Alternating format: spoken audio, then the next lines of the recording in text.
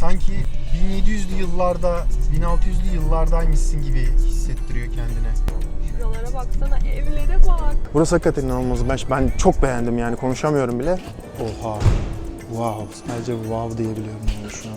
Şu etrafa bakınca inanılmaz yani gerçekten. Şu an iğne atsan yere düşmeyecek şekilde.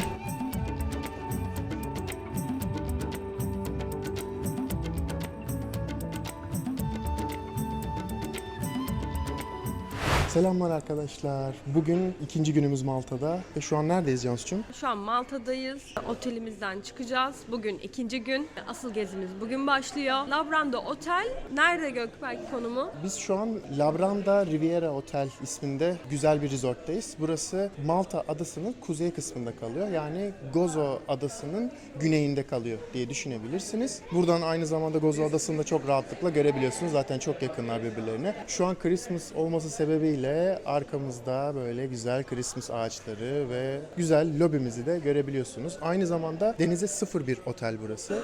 Şöyle arkamda da görebileceğiniz gibi gayet güzel bir yerdeyiz. Aslında bugünkü amacımız nereye gitmek Cansu'cum? Valette'ye gideceğiz. Malta'nın başkentine. Ama size şimdi yolda giderken de nasıl soldan araba kullanılıyor İngiltere'deki gibi. Burada da aynı mantık var. Nasıl kullanılıyor size göstermek istiyorum. Gökberk sürerken ben de videosunu çekeceğim. Benim challenge'ımı çekecek yani böyle. Oğlum hakikaten zor lan vallahi, hani o kadar kolay değil yani. Sürekli insan sağa girmeye çalışıyor ama neyse, hadi bakalım nasıl olacak.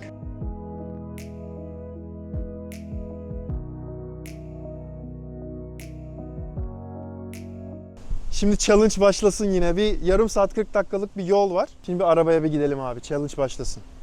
Arabamız 2023 model bir Opel Corsa. Otomatik şanzıman, benzinli. Şöyle bir içeriye bakalım abi, görüyorsun. Sürücü yani yolcu koltuğuna direksiyon koymuşlar. Her seferinde insan böyle yürüyüp sol tarafa oturası geliyor ama sağ tarafta direksiyon görünce millet de sana bakıyor. Ne yapıyorsun lan falan gibi bakıyorlar. Böyle etrafından dönüyorum arabanın sürekli. Şöyle içeriye doğru geldiğin zaman ben ters olur diye düşünmüştüm. Şu gaz ve fren şeylerinin ters olacağını düşünmüştüm açıkçası ama sol direksiyon gibi aynı. Sağ taraftaki gaz, sol taraftaki fren. Eğer debriyaj da olsa o da en solda olacaktı. Onun haricinde geri kalan her şey aynı. Yani neden bunları anlatıyorum? Bana ilginç geliyor abi. Çünkü şimdi sağdan oturuyorsun. Oturduktan sonra bu araba birazcık küçük. Kendi arabamı özledim şimdiden. Neyse. Ulan bir de sanki araba 500 beygirmiş gibi bir de pedal shifter koymuşlar. Şuraya baksana Cansu. Şuraya baksana biraz. Şunları sanki ben ne attıracağım anasını satayım. Malta'da ne hız yapabileceğiz ki? Bu arada şöyle ufak tefek de bir bilgi vereyim arkadaşlar. Malta'da hız sınırı değişiyor. Şehirler arası yollardaki onlar da böyle bir 5 kilometrelik falan bir yol yani. Orada 70-80 arası oluyor. Şehir içlerinde de 30 ile 50 arası değişiyor. Eğer çok şehir içerisindeysen 30 oluyor. Bir de park etmek bedava tamamen. Bütün adada. Yani hiçbir park yerine para vermek durumunda değilsiniz eğer şehir sokaklarda park edecekseniz. Sadece tek olay sarı çizgilerin içerisinde, sarı alanların içerisine park etmeniz yasak. Paralı otoparklar da var. Çok nadir olsa da az bulunuyor ama var. Oralar paralı normal olarak ama şehir merkezinde ya da sokak aralarında beyaz çizgili olan yerlere park edebilirsiniz. Hadi bakalım geçelim şimdi. Nasıl kullanacağız lan? Neyse hadi bakalım. Normalde araba kullanırken hep kendini sol çizgiye hizalayarak gitmeye çalışırsın ya. İnsan sağa otursa bile yine onu yapmaya çalışıyor ama bu sefer de sol tarafını göremediğin için sıkıntı oluyor. Dün çok korkunçtu. Dün akşam çok korkunçtu. Bir de akşam kullanmak durumunda kalıyorsun. Şimdi kış olduğu için erken kararıyor hava. Şu an mesela gündüz hiçbir problem yok. Bir de yollar çok dar. Ana yollar haricindeki yollar çok kötü. Malta'da araba kullanmak biraz Türkiye'deki araba kullanmaya benziyor. İnsanlar vallahi hiç sinyal vermiyor. Hızlı kullanıyorlar. Motosikletler aradan geçiyorlar. Ha bu arada şunu da söyleyelim. Kavşaklar saat yönüne dönüyor. Saat yönünün tersine değil. Evet. Şurada gördüğün gibi o dikiz aynasına sola doğru bakmak da çok ilginç bir şey. Sol tarafında Evet. kalıyor ya. Her şey sol tarafında kalıyor. Evet. Şerit değiştirmek tamamen bir yani. Böyle adrenalin kaynağı yani. Adrenalin pompalatıyor sana. Birine çarpıyor muyum, çarpmıyor muyum? Alışkanlık meselesi tabii ki. Şimdi muhtemelen bir ay falan kullansan burada tamamen artık olursun. Ama ben bile alıştım şu an yani. Bir saat araba kullansan her türlü alışırsın. Bu virajlar beni benden alıyor. Evet. Virajları görüyorsunuz değil mi? Arkadaşlar Krakow videosunda da gördüğünüz, daha önce de bizimle beraber çok video çekmiş, videomuzda bulunmuş arkadaşlarımızdan Alper ve İpek. Özellikle bu konuşma Alper'e gelsin. Burası tam senlik. Gazlamak için harika bir yer. Şimdi iki şeritli gidiş yolu görüyor musunuz? Bu iki şeritli gidiş yolunun sol tarafı, en sol tarafı yavaş yol. Sağ tarafı da hızlı gidenler için. Burada normalde sen hani sollama yapıyorsun ya. Burada da sağlama yapılıyor abi. Evet, aynen. Burada sağlayarak geçiyorsun insanları. Sanki 1700'lü yıllarda, 1600'lü yıllardaymışsın gibi hissettiriyor kendine. Şuralara baksana, evlere bak, kapılar. Ve artık size Valletta'yı bir gösterelim değil mi? Valletta neymiş ben de çok merak ediyorum. Şimdi Valletta'ya geldik. Upper Baraka Gardens'ı gezeceğiz ilk olarak Valletta'da. Buranın özelliği, burası şehri çok güzel izleyebileceğiniz bir yer. Şimdi içeride de detayları konuşuyor oluruz. Hadi devam edelim bakalım. Evet arkadaşlar, şimdi Upper Gardens'ın şöyle bir görüntüsünü size göstermek istiyorum. Burası buradan daha iyi hani görülebilecek bir yer olduğunu düşünmüyorum yani şehri. Söylenecek hiçbir şey yok oğlum. Sadece şuna bir bakın ya. Şimdi bu Upper Garden'ın önemli özelliklerinden bir tanesi de çok büyük bir alanı görebildiğiniz için harika bir görüş açısı sağlıyor size. Şimdi şöyle ufak bir bilgi vermek istiyorum size. Şimdi şu karşıda gördüğünüz yer, burası Angelo Kalesi olarak geçiyor. Şurada gördüğünüz, şu elimle gösterdiğim şuradaki bölgede, orası da başka bir şehir, adı Sanglea. Şu karşıda gördüğünüz yer ise Ricasoli Kalesi. Ricasoli Kalesi'nin ve bu bölgenin şöyle bir özelliği de var. Burası Game of Thrones'ta King's Landing'in liman alanı olarak geçiyor yani şurası. Bu şekilde dizide yer almış bu bölge. Tabii ki Game of Thrones'un çekildiği birçok farklı alan da var, başka yerler de var. Onlara da beraber bakacağız. Şu an dediğim gibi biz Upper Baraka kısmındayız, Upper Barracks kısmındayız. Burada aşağıda şöyle göstereyim hemen. Şurada görebileceğiniz bir asansör var. Çünkü tabii ki burası çok sarp bir kayalığın üstüne yapılmış, çok yüksek burası. Buradaki asansörle aşağı inip alt kısmında gezebiliyorsunuz. Burası hakikaten inanılmaz. Ben çok beğendim yani, konuşamıyorum bile. Gerçekten şu ana kadar benim beğendiğim en çok yer burası oldu, görüş açısı olarak. Ayrı zamanda bu bölgede, kale dediğime bakmayın, bu bölge hani Malta çok fazla saldırı görmüş zamanında, çok fazla istila girişimi görmüş. Bundan dolayı da her tarafı kalelerle döşemişler. Şurada da aşağıda gördüğünüz gibi bu toplar da bunun bir simgesi. Aynı zamanda bu topları sanırım sembolik olarak da kullanıyorlarmış hala. Burada bir selamlama da yapılıyormuş. Bu salutary diyor zaten. Bunlar çalışıyor yani gerçekten. Şimdi gidelim bakalım ikinci gezeceğimiz yer neresi olacak?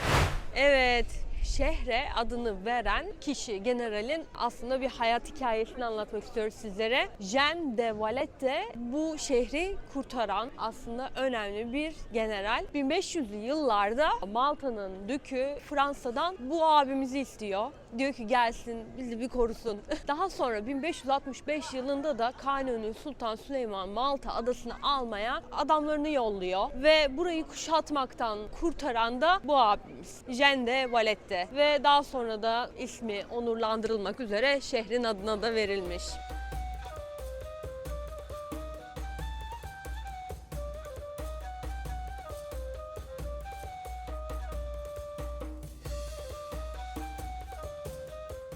Evet arkadaşlar, şu an arkamda görmüş olduğunuz yer St. John Co Cathedral olarak geçiyor. Burası çok büyük bir katedral. Geçmişindeki bazı durumlardan dolayı aşırı meşhur ve kesinlikle turistlerin de görmesi gereken bir yer olarak düşünülüyor. Olay temel olarak aslında özetle şu: 1573 ile 1578 yılları arasında inşa edilmiş arkamda gördüğünüz katedral. İnşa edilme amacı St. John the Baptist, yani vaftizci St. John için tamamen yapılmış arkamda gördüğünüz katedral. 17. yüzyıla geldiğimiz zaman da bir renove çalışması geçirmiş ama barok denilen bir mimariyle renove edilmiş. Şimdi bir de içeriye bakalım isterseniz, çünkü asıl mesele içeride. Hadi gidelim. Birazcık sıra var. Bekleyeceğiz sanırım. Hani belirli sayıda insan içeriye alınıyor. Burayı gezebilmek için 9 ile 16.45 arası sadece gezebiliyorsunuz. İçeriye giriş ücreti 15 euro. Aynı zamanda içeriye düzgün bir şekilde giyinmiş olarak girmeniz gerekiyor. Yani biraz böyle iddialı giysilerle içeri girmenize izin vermiyorlar. Çünkü burası diyorlar ki kutsal bir yer ve bizim için çok kutsal. O yüzden dikkatli giyinmeniz lazım. Stiletto tarzı ayakkabılara da izin verilmiyormuş. Abi şu an durumum böyle. Bir de içeri girerken şöyle bir şey aldım. Şöyle uzaktan bana bir baksana. Oha. Wow. Sadece wow diyebiliyorum yani şu an.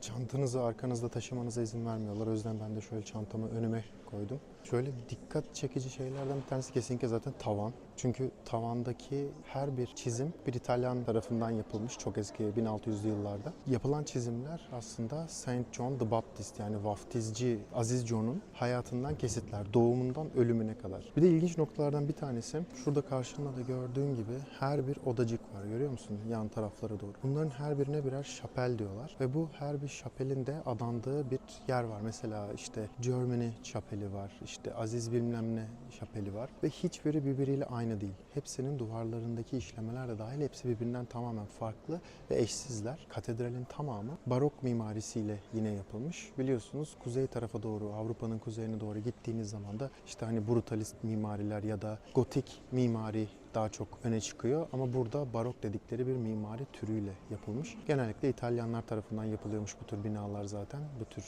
tapınaklar. O yüzden çok öneme sahip. Bir de size detayları göstermeye devam etmeden önce şöyle aşağıya biraz yeri göstermek istiyorum. Bu yerdeki yazılar hakikaten eski. Eski yazılar yani şunlar. Ve bütün yerde var. Bütün katedralin altında var. Bütün katedralin zemininde yazılar, bu çiniler, çalışmalar var. Açık bir şekilde direkt girerken zaten hani stiletto tarzı böyle çivi gibi hani işte topuklu ayakkabılarla içeri girmenize izin vermiyorlar. Çünkü mermere zarar verebilirsiniz diye düşünüyorlar. Ama benim anlam veremediğim burada binlerce insan geziyor gün içerisinde. Bunların nasıl renkleri normal ayakkabıyla gezmene rağmen korunuyor bilmiyorum. Belki de bir koruma yapmışlardır. Neyse şimdi siz birazcık katedralin keyfini çıkartın.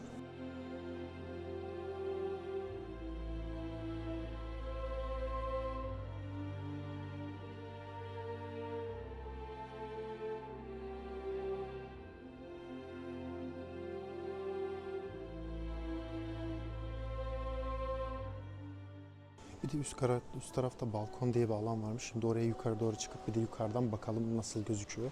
Bu İtalyan artist 1600'lü yıllarda şapelin üstündeki resimleri yani Saint John'un hayatını resmederken bunu normalde daha önce resmedip sonra da buraya yapıştırmamışlar. Direkt tavanın üstünde resmetmiş bunların hepsini. Yani insanüstü bir çaba bence bu. Şu ana kadar gördüğüm kiliselerin içerisinde, katedrallerin içerisindeki en çok detaya sahip olan yer burası oldu diyebilirim. Şimdi en son buradan çıkmadan önce bir resim sergisi var. Duvarlarda asılı olan ve koruma altına alınmış bazı resimler var. Şimdi onları görmeye gideceğiz. Oratory Matteo Preti tarafından 1680'li yıllarda bu gördüğünüz haline getirilmiş. Buradaki resimlerin birçoğunu da o yapmış aslında. Buradaki en önemli parça Saint John the Baptist yani vaftizci Saint John'un kafasının kesilmesi portresi. En meşhur olan bu. Saint John'un kafasını kestikleri zaman hani gökten melek vesaire falan bir şeyler inecek. Biz de bunları göreceğiz falan filan tarzı bir yaklaşım da olmuş. Fakat hiçbir şey olmamış tabii ki. Sadece bu insanlığa atılmış bir kara leke gibi anlatılıyor.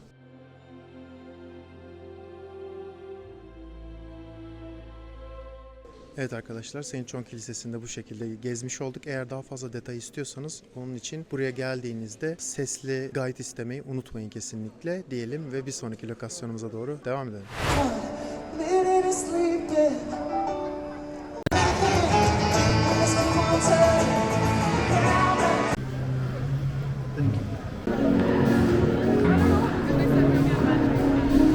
Evet, Valletta'nın merkezinde dolaşıyoruz. Gördüğünüz gibi çok kalabalık bir yer. Yani Aralık ayındayız arkadaşlar. Aralık 23.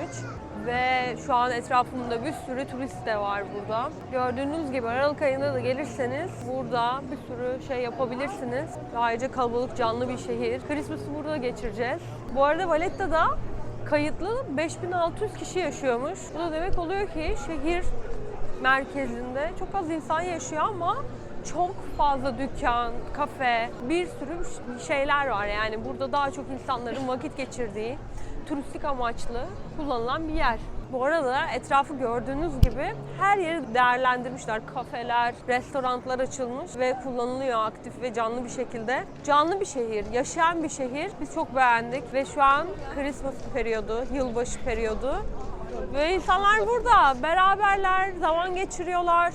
Dışarıdalar görüyorsunuz incecil. Aralık ayında olmasına rağmen şu an şehrin tadını çıkartıyoruz. Devam edelim. Evet, şimdi de arkamda gördüğünüz kafeye geldik arkadaşlar. Bu kafe 1837 yılında açılmış. Kahveleri çok ünlüymüş. Ayrıca içeride pastane ürünleri, bakery'ler de var. Bakalım içeriye girelim, size gösterelim içeriği. Şimdi geldik, oturduk yerimize. 10 dakika falan bekledik sırada. Vallahi arkadaşlar, kendim için yemiyorum. Sırf sizin için yiyorum. Yani yoksa ben böyle şeyler hiç yer miyim ya? Bu tatlılara bakar mısınız? Yani Antep fıstığını gördük, atladık. Yani ekler zaten uzun zamandır yemiyoruz.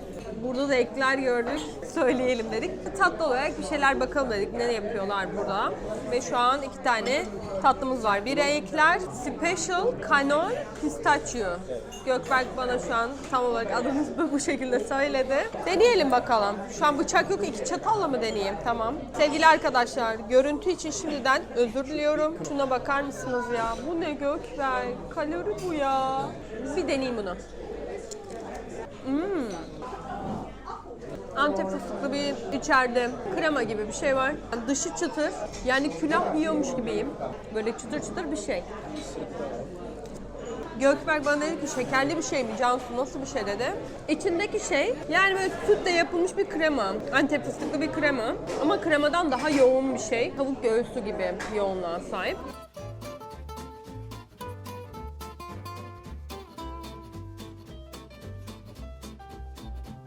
Toplamda 16.50 tuttu arkadaşlar. Biliyorsunuz zaten burada euro geçiyor her yerde. Şimdi Republic Caddesi'ne yani Cumhuriyet Caddesi'ne doğru gidiyoruz. Orası da önemli, görülmesi gereken bir yer. Hadi bakalım.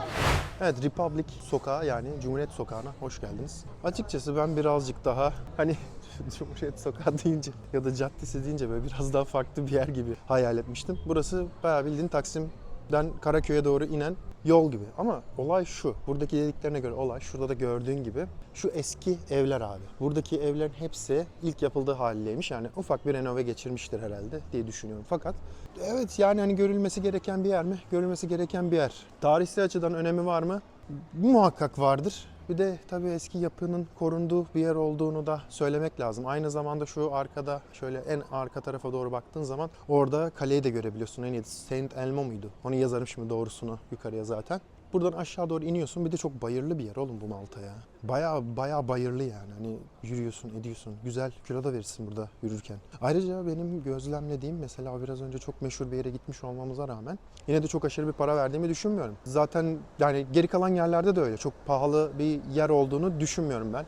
Muhtemelen şu ana kadar yani 2 gündür buradayım. Anladığım kadarıyla böyle bir 3 günlük bir tatilde 150 euro ile hani yani 150 euro ile falan herhalde 3 gün falan çok rahatlıkla böyle hediyelik eşya falan filan da alarak yapabilirsin, takılabilirsin yani. Bir de şu aşağıda çok güzel gözüküyormuş hakikaten yalnız burası. Bu aşağıya kadar bu sokak Republic Sokağı ya da caddesi. Street yazıyor. Street ise sokaktır. Evet arkadaşlar, Republic Caddesi'ne birazcık affedersiniz bok atmıştım ama şuranın bir kalabalığına bakın. Birazcık akşam olunca kalabalık da ekstra arttı. Size şu an Malta'da Aralık ayını gösteriyorum. İstanbul'da İstiklal Caddesi'ni bilmeyen yoktur diye düşünüyorum. Oraya gerçekten çok benziyor yani. Şu an iğne atsan yere düşmeyecek şekilde. Her şey aynı hakikaten yani baktığın zaman İstiklal Caddesi'ne çok benziyor yani gerçekten. Özellikle yan sokakları vesaire falan da onu da göz önünde alırsak. Şimdi videoya devam edelim. Şimdiki durağımız Lower Barracks olacak. Hadi bakalım.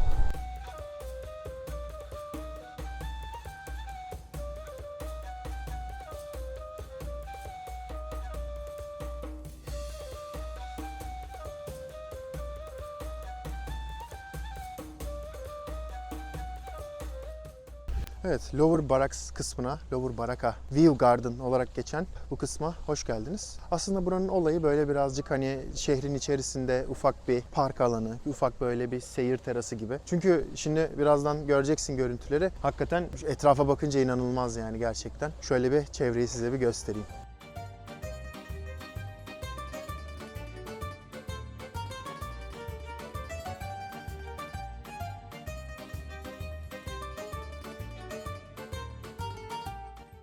Şimdi bizim geldiğimiz yer, biraz önce baktığımız yer şuradaki Upper Barracks noktası şurasıydı. Burada 2 tane nokta var. Bir tanesi yüksek, bir tanesi alçak. Yani biraz daha aşağıda kalan taraf. Biz şu an aşağı tarafta kalan seyir terasındayız. Buranın da ama gerçekten görüntüsü daha iyi. Daha yakından bir görüntü sağlıyor size. Orası biraz daha yüksekteydi. Dolayısıyla her tarafı çok güzel bir şekilde görebiliyorsunuz buradan da. Hakikaten güzelmiş.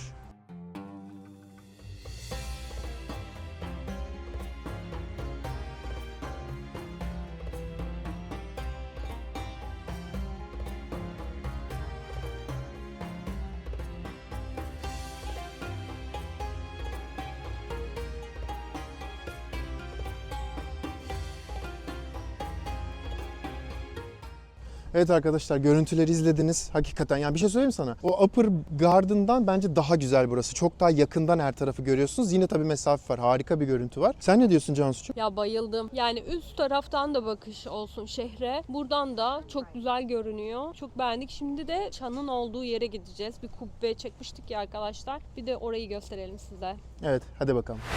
Evet gençler, şimdi arkamda gördüğünüz bu anıt çok büyük bir çan. Siege Bell olarak geçiyor. Bunun aslında temel olarak yapılış amacı 1940 ile 43 yılları arasında olmuş olan 2. Malta kuşatmasında hayatını kaybeden müttefik askerleri için, müttefik kuvvetlerin askerleri için aslında yapılmış. 1992 yılında bu arkamda gördüğünüz haline gelmiş. Açıkçası etraftan manzara da çok güzel gözüküyor. Söyleyecek çok da bir şey yok. Buraya da gelmenizi ben gerçekten tavsiye ederim. Biz burayı gerçekten çok beğendik. Şimdi bakalım bir sonraki rotamız neresi?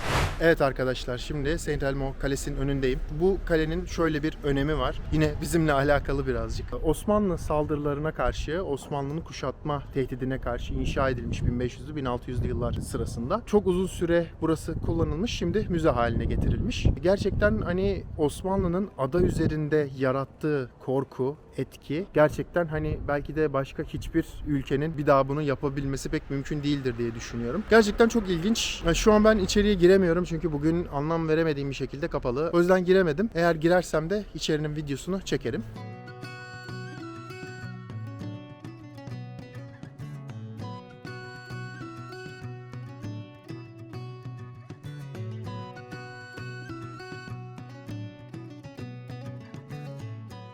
Evet arkadaşlar, Malta'nın başkenti olan Valletta gezimizin de sonuna geliyoruz. Biz buraya gezerken çok eğlendik. Umarım siz de izlerken eğlenirsiniz. Çok güzel bir şehir. Gerçekten dokusunu hissettik burada yürürken. Hava biraz rüzgarlı. Güneşliydi ama rüzgar da var. Buraya eğer gelirseniz bir yağmurluk, rüzgar kesici bir şey de mutlaka yanınıza getirin arkadaşlar. Onun haricinde her şey çok güzeldi. Evet, eğer videolarımız hoşunuza gidiyorsa bunu beğeni atarak ve yorum yaparak videolarımıza bize gösterebilirsiniz. Ve abone olmayı unutmayın diyelim. Kendinize dikkat edin. Şimdilik bizden bu kadar. Görüşürüz. Görüşmek üzere.